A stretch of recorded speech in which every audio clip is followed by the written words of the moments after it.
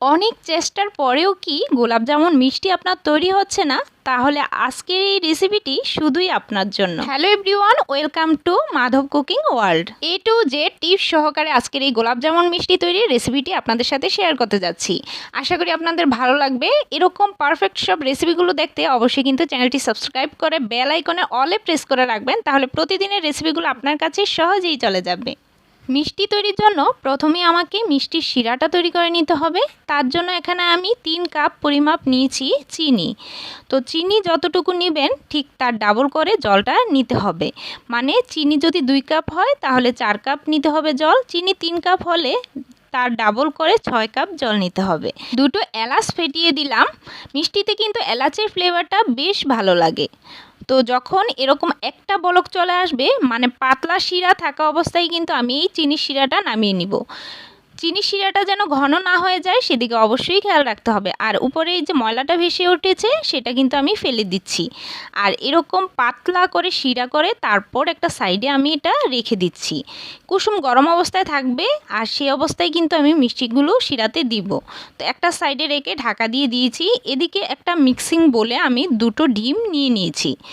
এখানে 2টো ডিমটাকে প্রথমে ভালো করে ফেটিয়ে নিতে হবে। তারপর আমি এর সাথে 2 টেবিল চামচ চিনি অ্যাড করে দিচ্ছি। চিনির পরিমাণটা কিন্তু প্রত্যেকটা ডিমের পরিমাণ অনুযায়ী দিতে হবে। যেহেতু 2টো ডিম দিয়েছি তাই 2 টেবিল চামচ চিনি দিয়েছি। আর এখানে 2 টেবিল চামচ নর্মাল জল দিয়ে দিলাম। আর সাথে দিয়ে দিচ্ছি 1 টেবিল চামচ তেল। এটা হচ্ছে রান্নার রেগুলার তেল। সেটা দিয়ে ভালো করে এই ডিমের মিশ্রণটাকে একদম ভালো করে মিক্স করে নিতে হবে। আর যদি এটা ভালো করে মিক্স করা না হয় তাহলে কিন্তু ময়ানটা বেশি ভালো হবে না। ডিমের মিশ্রণটাকে একটা সাইডে রেখে একটা স্ট্রেনারে আমি 1 কাপ পরিমাণ গুঁড়ো দুধ নিয়ে নিচ্ছি। এখানে আপনি কিন্তু চাইলে হাফ কাপ গুঁড়ো দুধ দিয়েও কিন্তু করতে পারবেন, সেক্ষেত্রে মেজারমেন্টটা কিন্তু কম হবে। আচ্ছা, আমি সেটা কিন্তু বলছি। এখানে 1 কাপ গুঁড়ো দুধের জন্য হাফ কাপ পরিমাণ ময়দা দিয়ে দিচ্ছি। যদি হাফ কাপ গুঁড়ো দুধ ব্যবহার করেন তাহলে 1/4 কাপ আপনাকে ময়দা দিতে হবে। এবার আমি এখানে 1 কাপ গুঁড়ো দুধ আর হাফ কাপ ময়দার জন্য 2 টেবিল চামচ দিয়ে দিচ্ছি বেকিং পাউডার। হাফ কাপ গুঁড়ো দুধ আর 1/4 কাপ ময়দার জন্য কিন্তু আপনাকে 1 টেবিল চামচ বেকিং পাউডার ব্যবহার করতে হবে। এই মেজারমেন্টগুলো সঠিক থাকলে আপনার মিষ্টি পারফেক্ট হবেই হবে। এবার আমি ভালো করে চেলে নিয়েছি যাতে কোনো লাম্পস না থাকে। তো ভালো করে চেলে নেওয়ার পর যে ডিমের মিশ্রণটা আমি তৈরি করে রেখেছিলাম সেখান থেকে অল্প অল্প করে ডিমের মিশ্রণ নিয়ে তারপর ডোটা তৈরি করে নিতে হবে। ডোটা কিন্তু বেশি ঘন বা বেশি পাতলা যেন না হয় সেদিকে খেয়াল রাখতে হবে।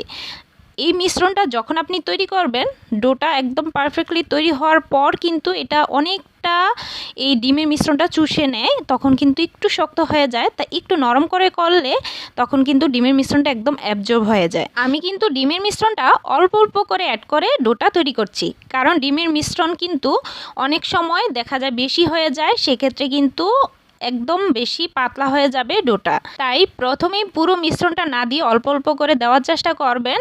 তো এদিকে কিন্তু আমার ডোটা পারফেক্টলি তৈরি হয়ে গেছে। আর এতটুকু ডিম বাকি ছিল, কারণ আমার কিন্তু ডিমের সাইজটা একটু বড় ছিল, সেই জন্যই কিন্তু ডিমের মিশ্রণ পুরোটা লাগেনি।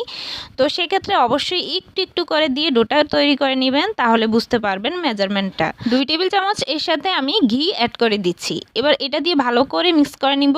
তো যাদের হাতের কাছে ঘি না থাকবে তারা কিন্তু সামান্য একটু তেল ব্যবহার করতে পারবেন, তবে আমার মনে হয় ঘিটা দিলে ফ্লেভারটাও ভালো আসে, ময়ানটাও কিন্তু খুব ভালো হয়। তা আমি ঘিটা দিয়ে মিক্স করে কিছুক্ষণ ঢেকে রেখে দিয়েছিলাম।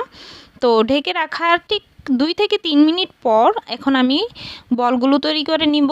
আর তার জন্য আমি হাতে তেল ব্রাশ করে নিয়েছি ভালো করে, যাতে হাতে লেগে না যায় বলগুলো তৈরি করার সময়। এখন একটা গোল চামচের সাহায্যে সবগুলো বল একই পরিমাপ করে আমি তৈরি করে নিব, যাতে কোনোটা ছোট বা বড় না হয়। অবশ্যই কিন্তু মিষ্টির বলগুলোকে একটু মসৃণ করে গোল করে নেওয়ার চেষ্টা করবেন, যাতে কোনো ক্র্যাক না থাকে, তাহলে কিন্তু ভাজার সময় এগুলো ফেটে যেতে পারে। তো আমি সবগুলো একদম মসৃণ করে কিন্তু গোল করে শেপ করে তৈরি করে নিচ্ছি। মিষ্টির সবগুলো মেজারমেন্ট যদি সঠিক হয় তাহলে কিন্তু আপনার মিষ্টিগুলো একদম পারফেক্ট হয়ে যাবে। মিষ্টির বলগুলো তৈরি করতে করতে আপনাদের কাছে রিকোয়েস্ট থাকবে আমার এই নতুন চ্যানেলটিকে সাপোর্ট করে একটু পাশে থাকবেন। আর অবশ্যই কিন্তু সাবস্ক্রাইব করে বেল আইকনে অলে প্রেস করে রাখবেন, তাহলে প্রতিদিনের মজার ভিডিওগুলো আপনাদের সামনে চলে যাবে সহজেই। প্যানে কিন্তু আমি বেশ পরিমাণে ভাজার জন্য তেল দিয়ে দিয়েছি, অতএব ডুবন্ত তেলে এই মিষ্টির বলগুলোকে ভাজতে হবে। তার জন্য আমি কিন্তু তেলটাকে কুসুম গরম করে তারপর মিষ্টি বলগুলো দিয়ে দিচ্ছি। যদি বেশি গরম অবস্থায় মিষ্টির বলগুলো তেলে ছাড়তে যান সেক্ষেত্রে কিন্তু বলগুলোর উপরের কালারটা বেশি চলে আসবে, ভিতরটা কাঁচা থেকে যাবে।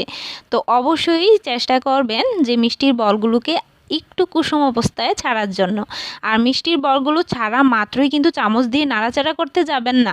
আমি যে প্যানের স্ট্রেনটা আছে সেটা ধরে এভাবে নেড়ে দিচ্ছি যাতে একটু দোল খেয়ে এপিট উপিট উল্টে পাল্টে গিয়ে কালারটা সুন্দরভাবে ধরে আসে।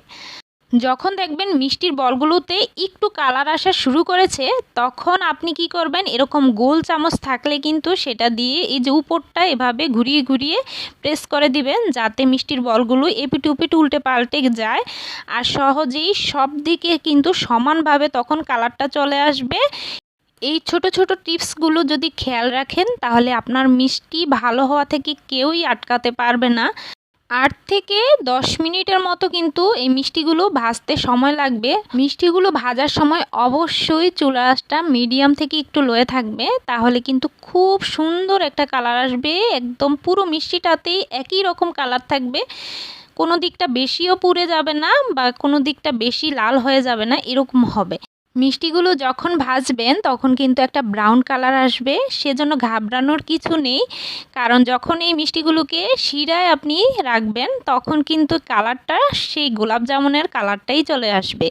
আর মিষ্টিগুলোকে দেখুন লাইট ব্রাউন কালার করে আমি সবগুলো ভালো করে তেল ঝরিয়ে যে শিরাটা রেখেছিলাম সেটা কিন্তু এখনও একটু কুসুম গরম আছে, তার মধ্যে দিয়ে দিচ্ছি। শিরাটা কিন্তু বেশি গরম হওয়া যাবে না, অবশ্যই শিরাটা একদম কুসুম গরম হতে হবে আর মিষ্টিগুলো গরম অবস্থায় শিরার মধ্যে দিয়ে দিতে হবে।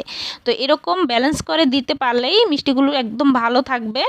এবার চুলায় আমি মিষ্টিগুলোকে সেই শিরা সহ বসিয়ে দিলাম আর 5 থেকে 6 মিনিটের মতো এভাবে ঢেকে মিডিয়ামের থেকে একটু হাইয়ে রেখে চুলার আঁচটা তারপর আমি এগুলোকে 6 মিনিটের মতো জাল করে নিচ্ছি। এতে করে শিরাটা খুব ভালোভাবে অ্যাবজর্ব হয়ে যাবে আর কিন্তু বেশ ফুলে গেছে, দেখতে পাচ্ছেন মিষ্টিগুলো একদম ডাবলের ডাবল হয়ে গেছে।